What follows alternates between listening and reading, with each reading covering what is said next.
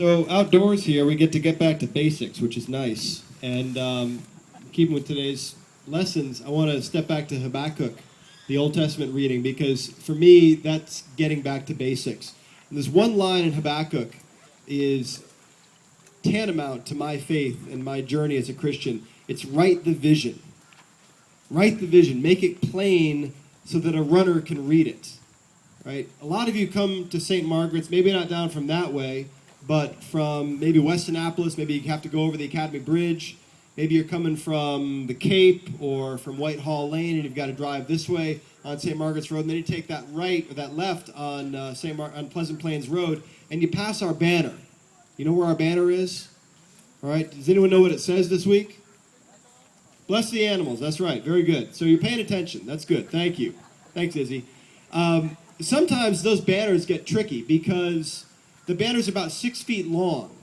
And there's so much that we want to put on a banner, so much detail about the time of the event, who the event is for, how to register, how to sign up, what it's going to cost, if anything, who it's for. And so there's so much detail we want to put on one of those banners that the writing gets awfully small.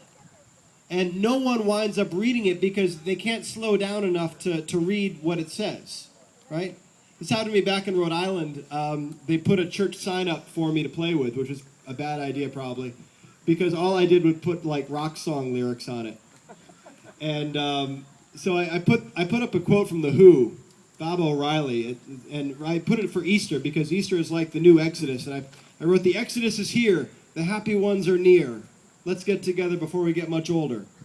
And I realized that the bikers that were driving down Nate Whipple Highway were going like 70 miles an hour. They couldn't read what it said because it was too much. So the market that I was going for really couldn't appreciate what I put up there, which is too bad. So I had to keep it simpler. I had to be clearer and crisper with my message, with my words.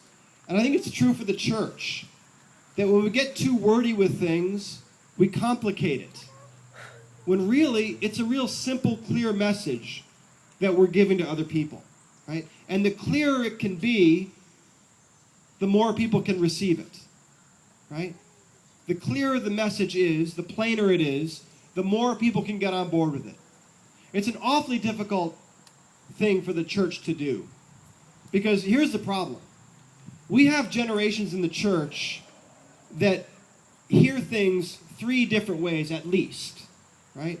If you are an older member of the church, right? Let's say somebody who was born before 1950 or 1960, all right? Listen. You probably remember the days before television. You remember the days when you for entertainment, you either read a book, you sat under a tree and wrote something, or you listened to the radio. And that was entertainment. And there were other things to do, maybe a stick and a hoop, right? And that was it. So you learn in a different way. You learn in a different way. Your brain is wired differently. My generation, I was born in 1969, I'm 44 years old. I learned on television. I grew up with Sesame Street, Romper Room, Captain Kangaroo, and the like. So I learn differently. I don't learn better. I just learn differently. I see things differently. My brain accepts things differently. Now people Abby Wentz's age, right? And Joseph Jackson's age. They are the digital natives. They have never known a world without computers, without the internet. If you ask someone like Skylar, what do you do when you're offline? He might say to you, what do you mean offline? And really, that's not a punchline. I mean, that's true. You ask kids that are 11, 12 years old, they don't know what it means not to be connected through the internet or through digital means. And so how does the church reach each of these generations? Well, you're looking at it. This is the best we've come up with, is me talking into a microphone, all right? Unfortunately, that's the best that we can do. And that works for some. It doesn't work for others across all generations. It works for some people who were born in 1940. They like getting up and hearing a sermon that has 3 points, A, B, and C. And it works for some kids who are 15 years old, and they pay attention, and they get it, and they understand it. It doesn't work for other people, whether they're 80 years old or whether they're 8 years old. This is the medium the church has to use, though. So I make the best of it what I can. It's like this. Some of you are in a relationship that has evolved to the point to where you know whether your spouse or partner wants directions in a certain way or not when you're driving someplace. All right? So you're driving with your spouse or your partner, and you know that your husband can't think 2 steps beyond now, so you're going to give him information on a need-to-know basis. You're going to say, turn right here.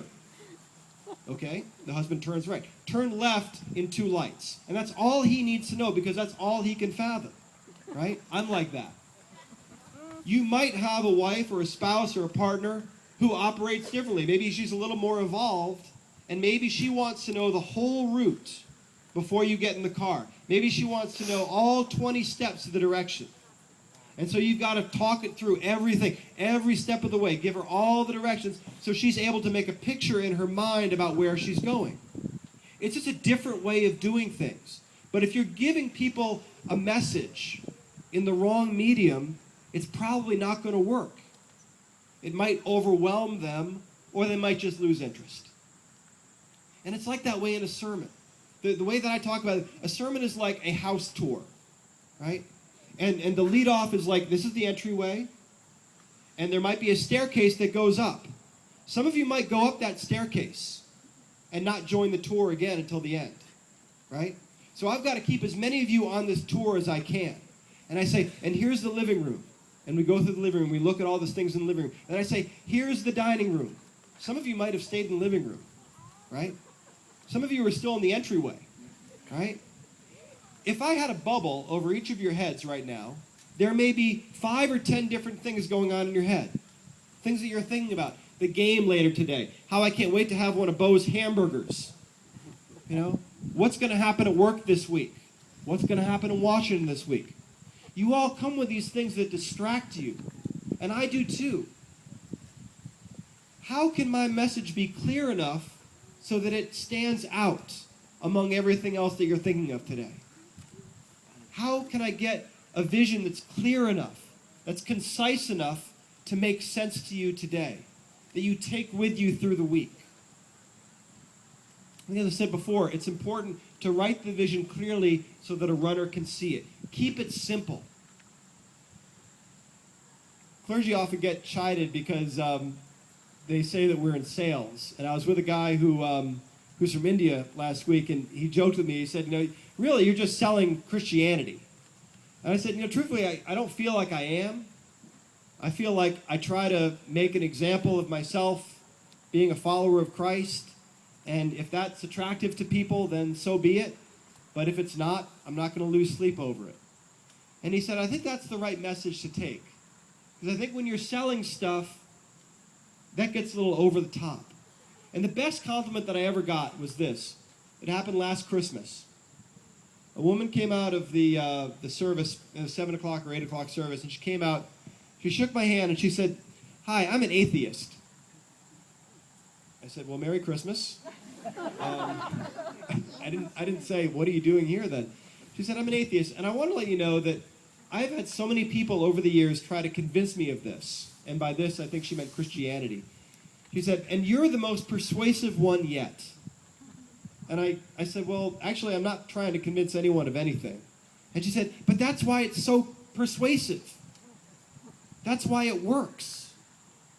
And I think that's true of our entire church.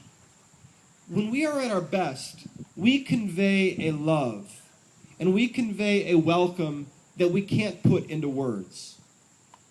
We express a feeling in that building or on this field or in that hall where you can come with your questions and feel safe, feel supported, feel like you're not alone.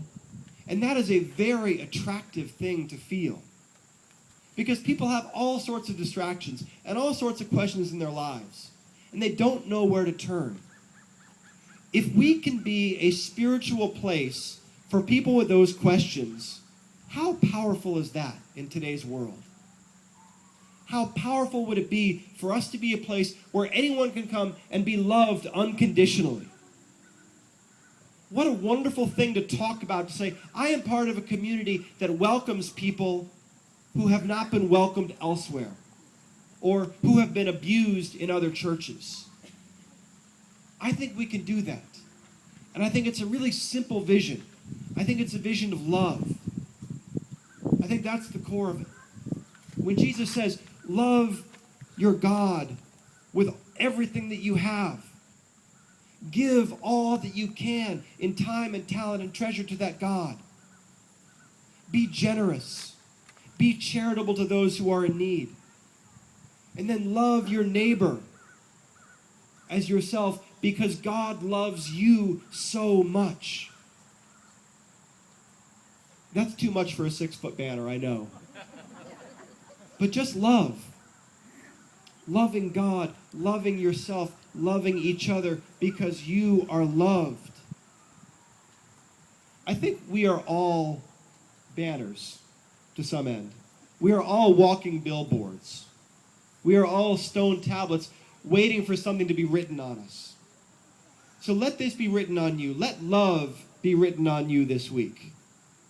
Take the love that you might feel in this place, the acceptance, the warmth, the welcome, and go share that with somebody this week.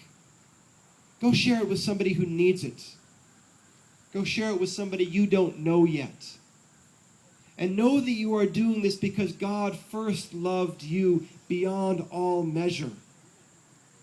That is the rock-solid truth that this place was founded on. And that is the truth that we can bring to a world that needs it so much. Amen.